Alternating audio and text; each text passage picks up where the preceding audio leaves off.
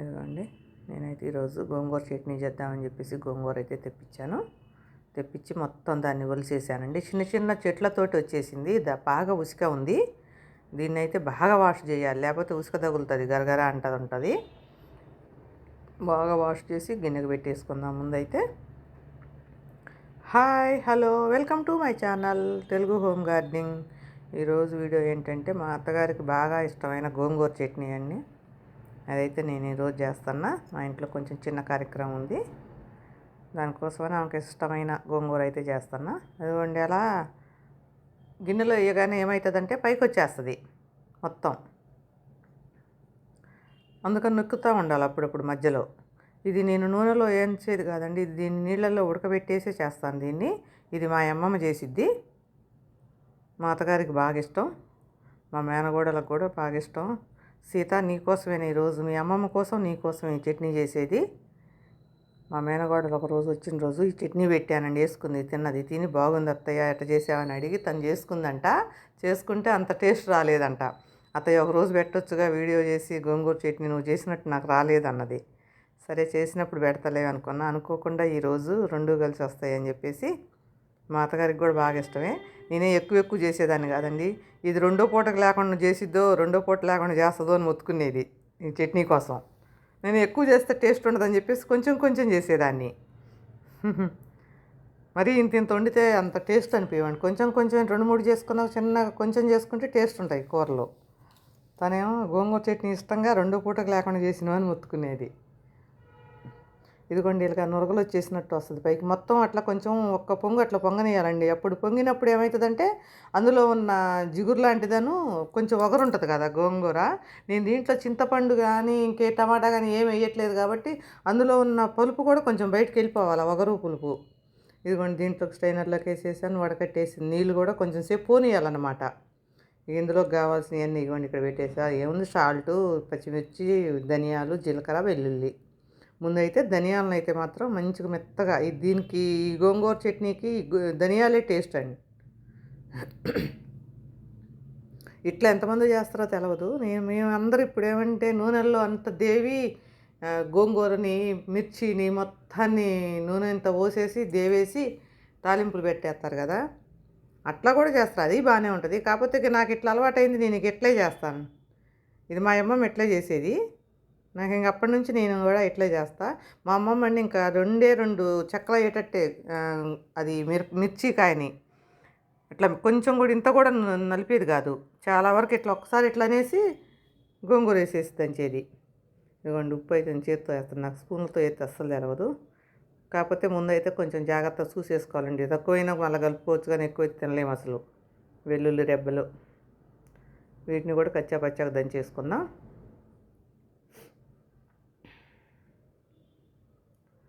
పసుపు కొంచెం.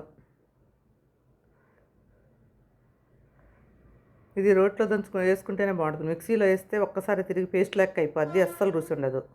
అసలు ఏ చట్నీ అయినా రోట్లో నూరుకుంటేనే బాగుంటుంది. ఇప్పుడు ఏంటంటే చేతగాక రోట్లో నూరుకోవటం ఇదంతా, అదైతే బర్రని ఒక్కసారి అనిపిస్తే అయిపోతుంది. ఇదైతే రోకలు కడగాలి, జీలకర్ర తొందరగా మెదగదు, మనకి పని హడావిడి అవుతుంది. ఇన్ని కారణాలు ఉంటాయి.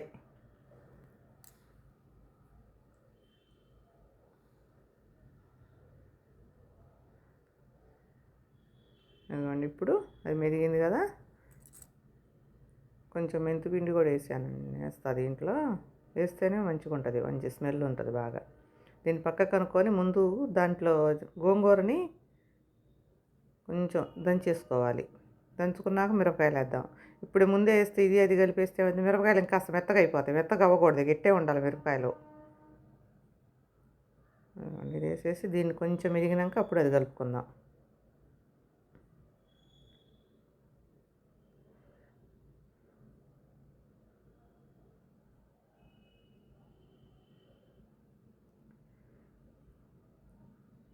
మెంతిపిండి కూడా వేస్తున్నా కొంచెం అంతా, వేస్తే మంచి స్మెల్ ఉంటుందండి. ఒక్కొక్క ఏరియాలో ఒక్కొక్క రకంగా. మా అమ్మమ్మ ఏ కూరలు చేసినా కూడా ఎంత టేస్ట్ ఉండేనండి, చేయి తీరేమో కానీ అసలు ఆకలి లేదు అనుకున్న వాళ్ళు కూడా స్మెల్కే అన్నం తినబుద్ధి అవుతుంది, అంత బాగా చేసేది కర్రీస్.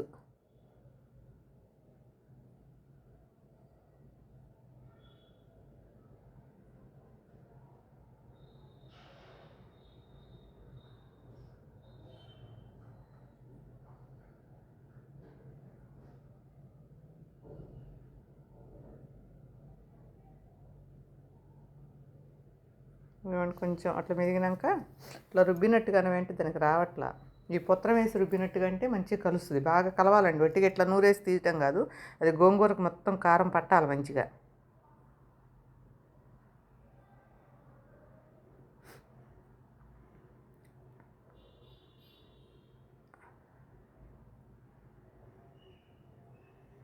అవి ఎల్లిపాయలు కూడా మరీ మెత్త పేస్ట్ లాగా కాకుండా ఇక అట్లా కచ్చాపచ్చాగా ఉంటేనే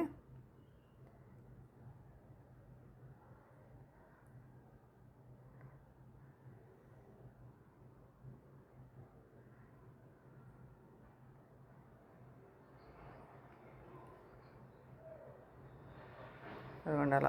చూపిస్తున్నా దానికి రావట్లేదని, ఇట్లా రుబ్బురులాగా రుబ్బవి అని.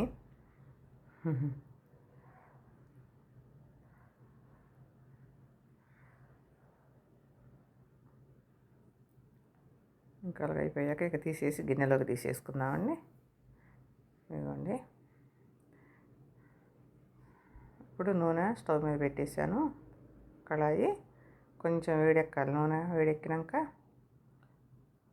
పోపు గింజలు వేసేద్దాం. పోపు మాత్రం బాగా మంచిగా ఉండాలండి, కరెక్ట్గా ఉంటేనే మనకి కర్రీ టేస్ట్. అవి ఏగకుండా వేసేసినా కూడా అంత టేస్ట్ ఉండదు పచ్చి పచ్చిగా ఉన్నప్పుడు. కొంచెం ఏగనియాలి మంచిగా. ఈ మిర్చి మన గార్డెన్లో కాయలేనండి, ఫస్ట్లో బాగా పండిపోయినాయి మొత్తం చెట్లకి, కోసేసి అక్కడే ఎండబెట్టా. మిరపకాయ కూడా మాడాలి కొంచెం, ఎర్ర రంగు లేకోకుండా కొంచెం అటు బ్లాక్ కాదు అటు రెడ్ కాకుండా ఉండాలి. కొంచెం ఇంగువ అయితే వేసానండి. ఇప్పుడు ఉల్లిపాయలు, దాంట్లో కరివేపాకు ఉల్లిపాయలు అవి ఉన్నాయండి మొత్తం. ఇవి కూడా బాగా రెడ్డిష్గా ఆగకూడదు, కొంచెం కచ్చాపచ్చాగానే ఆగాలి, ఎందుకంటే బాగుండదు ఇది. ముక్కలకు కూడా కొంచెం ఎక్కువ ఉల్లిపాయ కూడా ఎక్కువ వేసుకోవాలండి, వేసుకుంటే దానికి టేస్ట్ వస్తుంది. మన ముక్కలకి తింటున్నప్పుడు మన నోటికి తగులుతూ ఉంటుంది, ముద్ద ముద్దకు తగులుతుంటాయి ఉల్లిపాయలు. అవి అట్లా వేగినాయి కదా, అట్లా సాలు. ఇంకా ఇప్పుడు గోంగూర వేసేస్తున్నా. గోంగూర కూడా కొంచెం సేపు వేగనివ్వాలండి, ఎందుకంటే పచ్చిది కదా మనం అన్నీ వేసినాయి, దాంట్లో అసలు నూనెతో వేయించినవి లేవు కాబట్టి కొంచెం ఈ నూనె కూడా చాలా తక్కువే పట్టిద్దండి, ఎక్కువ ఏం పట్టదు.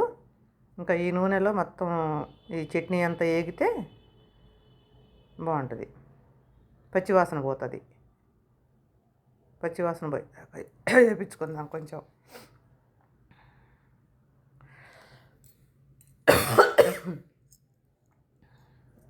ఎండలు అయితే ఎదిరిపోతున్నాయండి అసలు.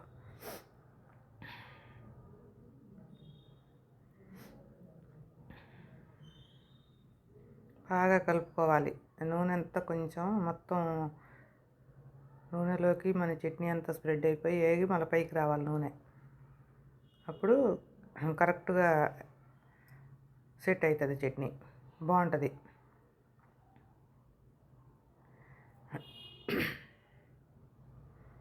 ఒక్కసారి ఇలా కూడా ట్రై చేసి చూడండి.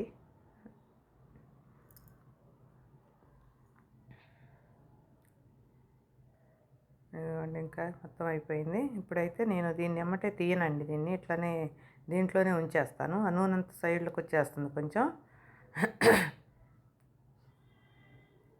చెప్పా కదా, ఇప్పుడు దీని అయితే నేను ఏమి ముట్టుకోనని ఇట్లా గిన్నెలో ఉంచేసి చల్లారాక. ఇది ఈరోజు బాగుంటుందండి చట్నీ, రేపటికే బాగుంటుంది. ఎప్పుడైనా సరే గోంగూర చేసుకుంటాడు సాయంత్రం చేసుకొని ఉదయం తినాలి, అప్పుడే దాని రుచి.